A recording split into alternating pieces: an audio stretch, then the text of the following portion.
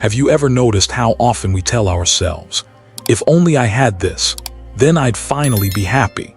If only I made more money, if only I found the right partner, if only I got that promotion, that car, that recognition. And yet, when those things finally arrive, the joy doesn't last. It fades, like smoke slipping through your fingers. What seemed like the key to lasting happiness turns out to be just another momentary high, followed by the same emptiness that was there before. This endless chase has become the rhythm of modern life. We sprint from one desire to the next, exhausted but unable to stop running.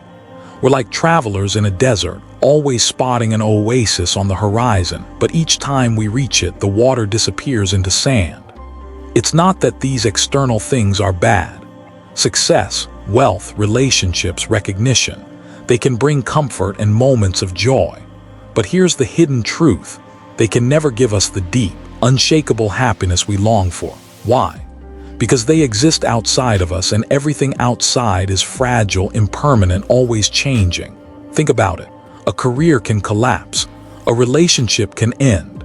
Health can fail. Even the most beautiful house will eventually crumble, and the most loved possessions will wear away. If your happiness is tied to things that constantly shift, then your happiness will constantly shift too. And that's why, no matter what we achieve, it feels like something is missing. The Buddha once described this condition as dukkha, a deep dissatisfaction woven into the fabric of life when we look for peace in places that can never give it. It's like trying to anchor a boat in stormy waters. The waves will always toss it around. But let's pause here and ask a deeper question. Why do we keep chasing if we already know, somewhere inside, that it never lasts? Part of the reason is habit. From childhood, we're taught that happiness lives out there. We're rewarded for achievements, praised for possessions, admired for appearances. The world constantly whispers, more is better. Social media magnifies this voice 1,000 times. Every scroll reminds us of what we don't have. Someone else's success, someone else's lifestyle, someone else's perfect smile. And so the chase begins again. But here's something you might not have noticed. Happiness is not missing because we don't have enough. Happiness feels missing because the mind is restless, noisy, and always reaching outward. It's like standing in front of a mirror that's been splattered with mud. You can't see your reflection clearly, not because it isn't there, but because the surface is too clouded. The real tragedy is this. We already hold the seed of happiness inside us, yet we overlook it. We rush past it while chasing shadows. We mistake excitement for joy, distraction for peace, comfort for freedom. And when those vanish, we're left wondering, why does happiness feel so far away? Imagine a man who spends his life building a mansion on shifting sand. Each time he finishes, the foundation crumbles and he has to start again. That's what chasing happiness outside of ourselves looks like. No matter how grand the structure, it will not last because the ground itself is unstable. And yet, what if happiness was never about building on shifting sand? What if it was about finding a ground so steady, so still, that no storm could move it? This is where the ancient wisdom of Buddhism offers a different path. The Buddha pointed to something profoundly simple. A quiet mind is the source of true happiness. Not wealth, not fame, not endless pleasures. Just a mind that is still, unshaken, and free. It sounds almost too simple, doesn't it? But consider this. When the mind is quiet, even ordinary moments glow with joy. A simple breath feels rich. A quiet walk feels complete. There's no hunger to be anywhere else, no restless longing for more. In silence, we discover that happiness isn't something to chase. It's something we uncover, like a treasure buried beneath the noise of constant desire. So the real question is not, how do I get more from life? The real question is, how do I quiet the mind enough to see the happiness that's already here? And as we begin exploring that question, we start to see why all our chasing never works, and why the journey inward may be the only journey that truly matters. We live in a world that teaches us from the very beginning. Happiness is something you can buy, something you can earn, something you can show off. It's the new phone, the perfect vacation, the bigger house, the admiration of others. It's the image of success that society holds up like a shining trophy, saying, If you reach this, then you'll finally be happy. And so we chase. We chase degrees, promotions, money, relationships, approval. And when we get them, yes, there's a spark of joy. It feels good for a while. But soon the spark fades and we're left searching for the next thing. It's like drinking salt water to quench your thirst. The first sip feels refreshing, but the more you drink, the thirstier you become. Think of the celebrities we admire, the millionaires and billionaires we envy. From the outside, their lives look perfect. But how often do we hear stories of their loneliness, their addictions, their silent battles with depression? If external success were the guarantee of happiness, shouldn't they be the happiest people alive? And yet many of them confess to feeling empty, restless, or trapped in the very wealth that others dream of. This is not to condemn wealth or comfort. They can make life easier, more convenient, even pleasurable, but they cannot fill the inner void. Because the truth is, external things are like flowers. They bloom beautifully, but eventually they wilt. And if your happiness is tied to the bloom, your joy will wither the moment it fades. Buddhism calls this trap attachment, the belief that clinging to what is outside will give us lasting peace. But attachment is always fragile because what we cling to never stays the same. People change, circumstances shift, bodies age, fame fades. The more tightly we grip, the more painful it feels when life inevitably pulls it away. Let me tell you a story. There was once a man who worked tirelessly his entire life to build the perfect home. He spared no expense, marble floors, golden decorations, the finest furniture. He believed that once the house was complete, he would finally be at peace. And for a short time he was. Every guest admired it and he felt proud. But soon cracks began to appear. Repairs were needed. New styles emerged and suddenly his house looked old. His pride turned to worry and his joy turned into anxiety. He spent the rest of his life repairing, updating, and protecting the house. Yet he never felt the peace he thought it would bring. The house was never the problem. The illusion was the problem, the belief that something external could give him what only an inner quiet could provide. We don't have to build golden houses to fall into this trap. We do it every day, waiting for the weekend to finally relax, waiting for the next raise to finally feel secure, waiting for the next purchase to finally feel complete. Always waiting, always chasing. But if happiness is always just one step away, one purchase away, one achievement away, will we ever actually arrive? This illusion is powerful because the highs are real, but they are fleeting. They trick the mind into thinking, if I just keep chasing, maybe one day it will last. But it never does. And this cycle of wanting, getting, losing, and wanting again is the very engine of suffering. What makes this even more dangerous is comparison. Social media has turned life into a constant exhibition of external happiness. We scroll through curated pictures of smiling faces, luxury vacations, perfect families, flawless success. And even if for a moment we feel satisfied with our own lives, comparison whispers in our ear, look at them. You're still not enough. But here's the hidden truth. Those pictures are illusions too. They capture moments, not realities. They show surfaces, not depths. Behind the smile could be the same emptiness you feel. Behind the perfect photo could be the same restless chase. The Buddha compared this to chasing mirages in a desert. From afar, it looks like water. You run toward it, desperate, convinced that this time you'll be satisfied. But when you arrive, there's nothing. And the more you chase, the thirstier you become. So why does this matter? Because once we see the illusion clearly, the spell begins to break. When we recognize that external happiness is fragile, we stop expecting it to give us something it cannot provide. Instead, we begin to look inward to the one place where peace can truly last. The chase is exhausting. The illusions are endless.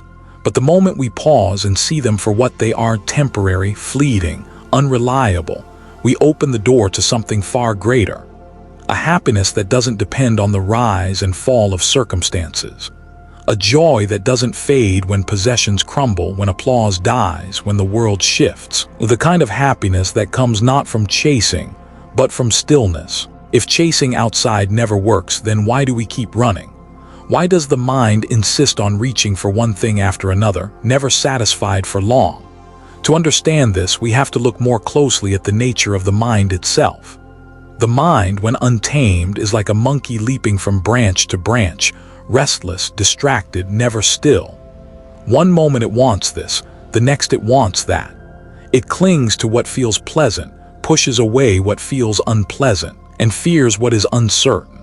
This constant swinging is what keeps us trapped in exhaustion. Have you ever tried to sit quietly for even 5 minutes without doing anything? Suddenly, the mind rebels. Thoughts rush in like a flood. What about my emails? Did I forget to call someone back? What am I going to eat for dinner? The silence feels unbearable because the restless mind is addicted to movement. This restlessness is not a flaw in you. It's the default state of an untrained mind. Modern life only amplifies it.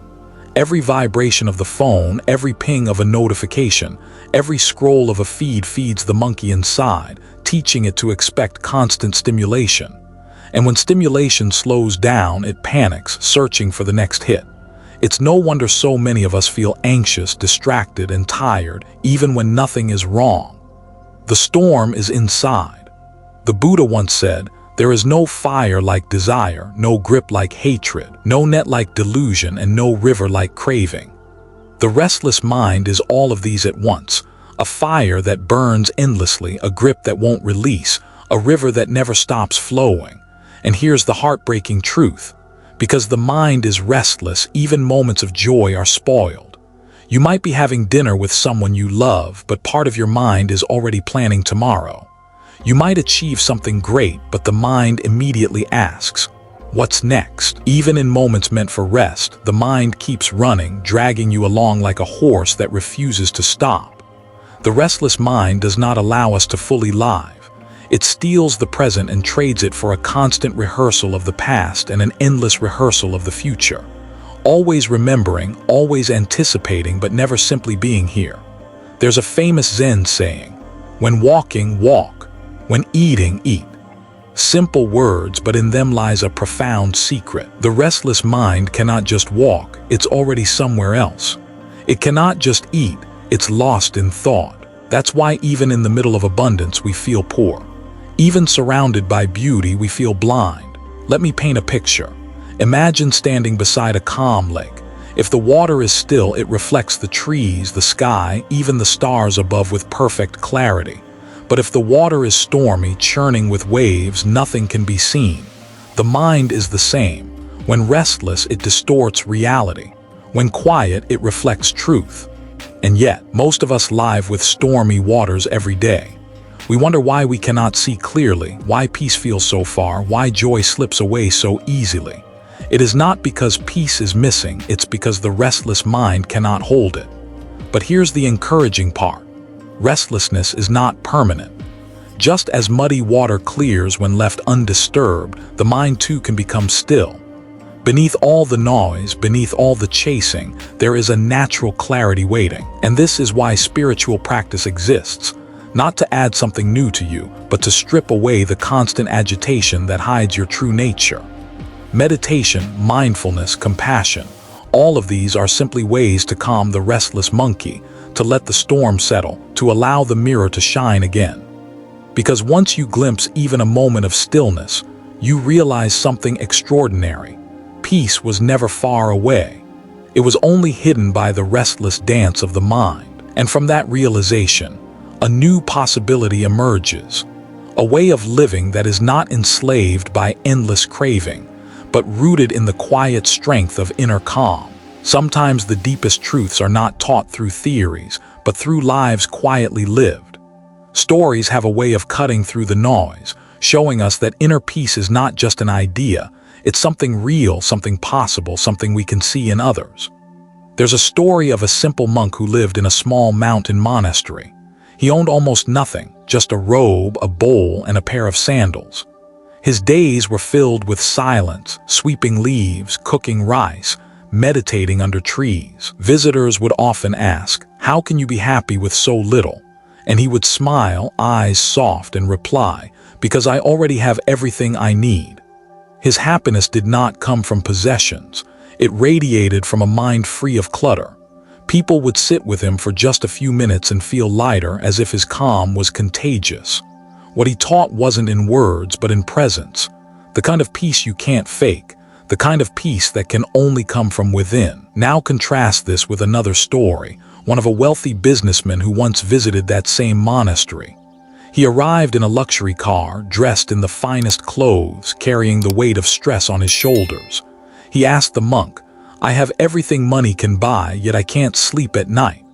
My mind won't stop racing. Teach me how to find peace."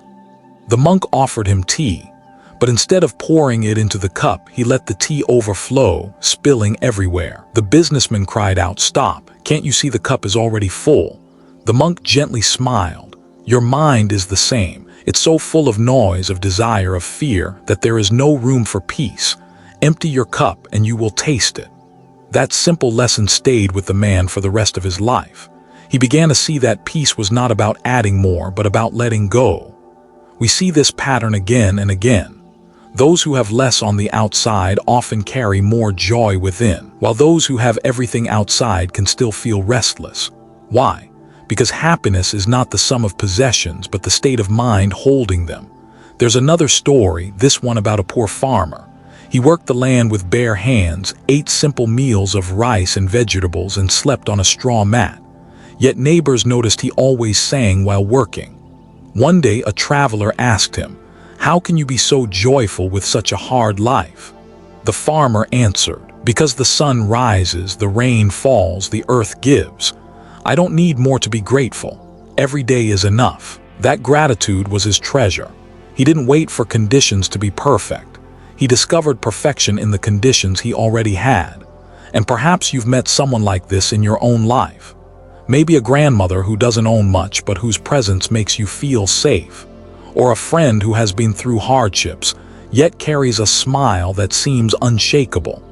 Being with them feels different because they have tapped into a peace that doesn't depend on circumstances. These stories remind us of a profound truth. Peace is not out of reach.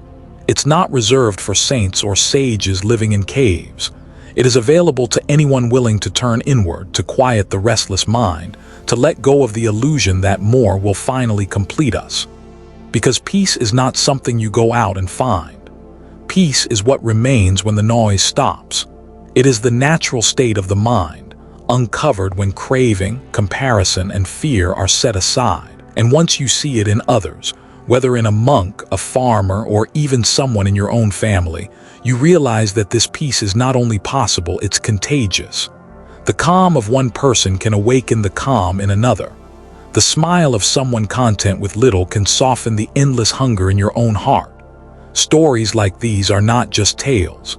They are mirrors, reflecting what's possible within us. They show us that happiness, real happiness, is not about changing everything outside. It's about changing the way we hold the world inside. And the moment you recognize that, something shifts. You start to wonder, if peace is already within, what's stopping me from tasting it right now? After hearing the stories of monks, farmers, and ordinary people who found peace within, a natural question arises. What exactly makes them so different? Why can they be happy with so little while others remain restless with so much? The answer lies not in what they own, but in the state of their mind. A quiet mind is like clear water. When the surface is still, it reflects the world perfectly. But when it's disturbed by endless ripples, nothing can be seen clearly. Most of us live in the ripples. Thoughts racing, emotions swirling, desires pulling us in every direction. Even when life gives us something beautiful, we cannot fully receive it because the water inside is never still. But those who quiet the mind discover something profound. Happiness doesn't need to be created. It simply reveals itself when the noise stops. Think about the last time you were truly calm. Maybe sitting by the ocean, watching the waves rise and fall. Maybe lying in bed after a long day, listening to the rhythm of your own breath. In those moments, nothing extraordinary happened. You didn't suddenly become richer, more famous, or more powerful. And yet there was a sweetness, a completeness, a quiet joy. That is the taste of a peaceful mind. The Buddha taught that suffering comes from craving, from the restless hunger for things to be other than they are. When the mind is quiet, craving loosens its grip. Instead of running after the next desire, you rest in what already is. And in that resting, a deep joy naturally arises. It's like standing in a garden. When you are restless, you rush past the flowers, too distracted to notice. But when the mind slows down, suddenly the colors are brighter, the fragrance richer. The simple act of being there feels like a gift. Nothing outside has changed. The only change is within. This is why happiness rooted in a quiet mind lasts longer than happiness rooted in circumstances. Circumstances are fragile. They shift with every season. But a quiet mind can remain steady in the middle of storms. Even when loss comes, even when challenges arise, peace doesn't vanish, it carries you through. A quiet mind is also a free mind. Free from comparison, free from constant what-ifs, free from the weight of yesterday and the worries of tomorrow. In quietness, the mind is not chained to regrets or anxieties. It is simply here, present, alive. And in that presence, happiness blooms naturally, like a flower opening to the sun. There's another reason why a quiet mind creates happiness: clarity. When the noise settles, wisdom has space to appear. You see things as they truly are, not as fears or desires paint them. Decisions become easier. Relationships become deeper. Life itself feels lighter because you're no longer dragging the heavy baggage of endless thoughts. And here's the most surprising part. A quiet mind doesn't just bring peace to you, it brings peace to others. When you walk into a room with calm energy, people feel it. Your presence becomes like shade on a hot day. Without saying a word, you remind others that stillness is possible. It's no wonder ancient teachers said that the greatest gift you can give the world is your own inner peace. Because from that peace flows patience, kindness, compassion, and a joy that doesn't need to be advertised, it simply radiates. Of course, the restless mind will resist. It will tell you, happiness must be bigger than this. It has to come from something out there. But the truth is simple, almost too simple for the restless mind to believe. Happiness comes not from adding more, but from needing less. Imagine a glass filled with muddy water. Stir it and the mud swirls everywhere. Leave it alone and slowly the mud settles and the water becomes clear. The clarity was always there, hidden beneath the disturbance. The same is true of your mind. Peace has always been there. Joy has always been there. They are not missing, they are just buried beneath the noise. And the moment you taste even a glimpse of that quiet mind, you understand why those monks smile so easily, why that farmer could sing while working the fields. It's not because life gave them more, it's because the mind demanded less. That is the secret. That is why a quiet mind creates true happiness. If a quiet mind is the root of true happiness, the question becomes, how do we find it? How do we calm the restless waves, settle the muddy waters, and return to the clarity that has always been within us? This is the very question the Buddha dedicated his life to answering. After years of searching, after wealth, after luxury, after extreme self-denial, he discovered something profoundly simple, yet infinitely deep. The path to inner calm does not lie in extremes, but in balance. He called it the middle way. And from this middle way, he revealed the Eightfold Path, a map not just for monks in robes, but for anyone who longs for peace. The Eightfold Path is not a set of rigid rules. It's a way of living, a way of training the mind and heart so that restlessness naturally fades. Think of it as a path through a dense forest. At first, it feels dark and confusing, but with every step, more light shines through the trees. The first steps begin with wisdom, seeing clearly that chasing desires will never bring lasting peace. This isn't about rejecting life, but about understanding it. When you see that fire burns, you stop reaching into it. In the same way, when you truly see that craving brings suffering, you stop running after illusions. Then comes ethical living, right speech, right action, right livelihood. Why does this matter? Because when our actions harm others, when our words are filled with anger or deceit, the mind cannot rest. Guilt, regret, and conflict stir the waters.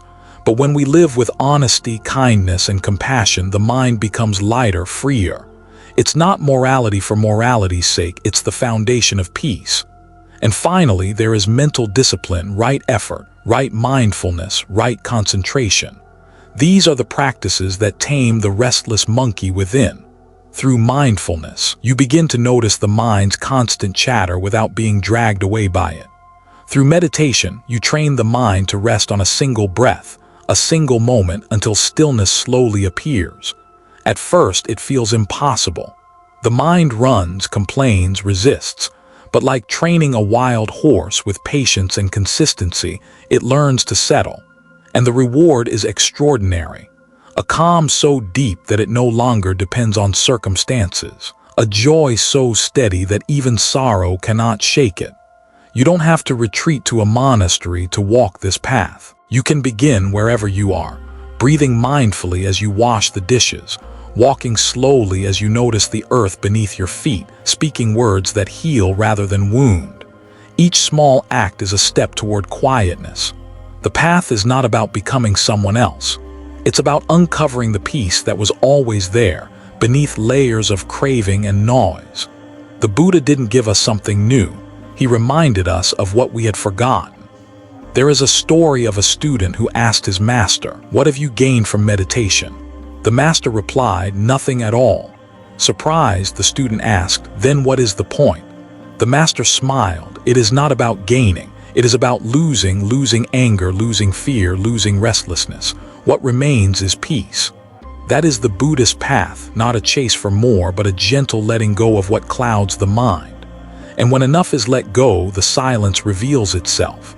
A silence not empty but full of clarity, compassion, and a happiness that does not rise and fall with the tides of life. This is the treasure the Buddha pointed to, not hidden in temples, not locked away in scriptures, but within the quiet mind of each person willing to walk the path. The Buddha lived over 500 years ago in a world without phones, without traffic, without endless notifications. And yet, even then, he saw how restless the human mind could be. Now imagine that same restless mind dropped into our modern world, where distractions are not occasional but constant, where desire is not whispered but shouted from every glowing screen. We live in an age of abundance. Information flows without limit. Entertainment is always within reach. Connection is faster than ever. On the surface, it seems like we should be happier than any generation before. And yet, anxiety, depression, and loneliness are at record highs. Why? Because our abundance comes with hidden chains. One obstacle is overstimulation. The mind craves novelty, and modern life feeds it like an all-you-can-eat buffet. Scroll after scroll, click after click, sound after sound. The mind is trained to jump, to consume, to expect more. And when silence comes, it feels unbearable. Stillness seems boring. The very medicine we need, the quiet, is the thing we resist most. Another obstacle is comparison. In the Buddha's time, you compared yourself to those you saw in the village. Now, with a swipe, you compare yourself to millions, people curated, filtered, and polished for display. Every image whispers, "You are not enough." The mind, already restless, now burns with envy, self-doubt, and dissatisfaction. Then there is busyness disguised as purpose. Modern society celebrates productivity. Your worth is measured by output, your value by your schedule. Rest is seen as laziness and silence as wasted time. We chase deadlines as if they were lifelines, forgetting that even a perfectly managed calendar cannot guarantee peace. And perhaps the deepest obstacle, disconnection from the present. We are here, but our minds are elsewhere, thinking of what's next, what's missing, what's wrong. Technology magnifies this restlessness. Even in moments of joy, the mind reaches for a camera, a post, a share, turning the experience into content rather than simply living it. It's not that modern tools are evil. They are powerful, neutral in essence, but without awareness, they own us. The phone becomes a leash, the job becomes a cage, the comparison becomes a prison. So what can we do? The answer is not to run away from the world, but to meet it with mindfulness. To remember that peace is not found by deleting life, but by living it differently. Imagine logging off for a moment and simply sitting with your breath. Imagine walking outside without headphones, noticing the wind, the sky, the ground beneath your feet. Imagine speaking to a friend without distraction, giving them the gift of full presence. These simple acts may seem small, but in a noisy world they are revolutionary. The Buddha's teachings are timeless because the obstacles may change shape, but their essence is the same. Desire, comparison, distraction. They wore different clothes in his day, but they stirred the mind then just as they stir the mind now. The question is whether we continue to feed them or whether we choose another way. The modern world is loud, but within each of us, silence is still possible. And when that silence is rediscovered, it changes everything. The world does not need to vanish for peace to appear. The mind simply needs to learn how to rest within it. We've seen how modern life pulls our attention in 1,000 directions, scattering the mind until silence feels impossible. But peace is not a fantasy. It is something you can taste here and now if you learn to take simple but intentional steps. A quiet mind is not built overnight. It is cultivated like a garden. You don't force flowers to bloom, you clear the weeds, water the soil, and give space for growth. In the same way, the mind becomes calm when we practice small, steady habits that nurture stillness. The first step is mindful breathing. It may sound too simple, but it is the foundation of inner peace. Right now, as you listen, notice your breath. Feel the air entering, feel it leaving. For just a few moments, the world shrinks to this single act of living. The breath is always here, always present, and when the mind wanders, the breath gently brings it home. The second step is creating moments of digital silence. Technology is not the enemy, but constant stimulation is. Choose one time each day to turn everything off. No phone, no notifications, no noise. At first, the mind will resist, craving distraction like an addict. But with time, that silence becomes medicine, a doorway back to yourself. The third step is mindful movement. You don't need to sit cross-legged for hours to find peace. Walking slowly, washing dishes, drinking tea, these are all opportunities to practice presence. When you move with awareness, the ordinary becomes sacred. Each step, each gesture, each sip can anchor you in the now. The fourth step is gratitude practice. The restless mind is often fueled by lack, always reaching for what is missing. Gratitude shifts the lens. Each morning, pause and notice one simple thing you are thankful for. The sunlight, the warmth of tea, the voice of a loved one. Gratitude does not silence the world, but it softens the noise inside. The fifth step is meditation. Begin small, 5 minutes a day. Sit quietly, focus on the breath, and when thoughts arise, don't fight them. Notice, then gently return. The goal is not to stop thinking, but to stop being dragged away by every thought. With time, the gaps of silence grow longer and the restless waves begin to settle. And then, there is compassion. A quiet mind is not built by isolating yourself from the world, but by softening the heart. When you treat others with kindness, when you release grudges, when you wish happiness even for those who hurt you, something shifts inside. The anger and bitterness that keep the mind noisy begin to dissolve, replaced by a gentle spaciousness. Each of these steps is simple, but simple does not mean easy. The restless mind will resist. Some days you will forget, some days you will stumble. But the path is not about perfection, it is about practice. Every breath, every choice, every moment of awareness is a seed.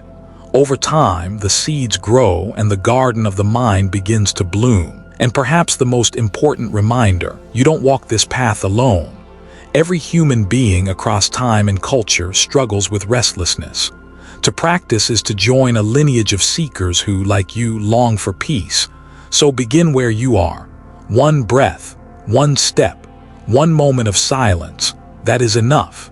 From there, the quiet mind will unfold naturally and beautifully. When the mind grows quieter, something unexpected begins to appear, not in the form of wealth, not in the form of achievements, but in the quiet joy of living simply. Simplicity is not about giving up everything. It's not about owning nothing, wearing rags, or retreating to a cave.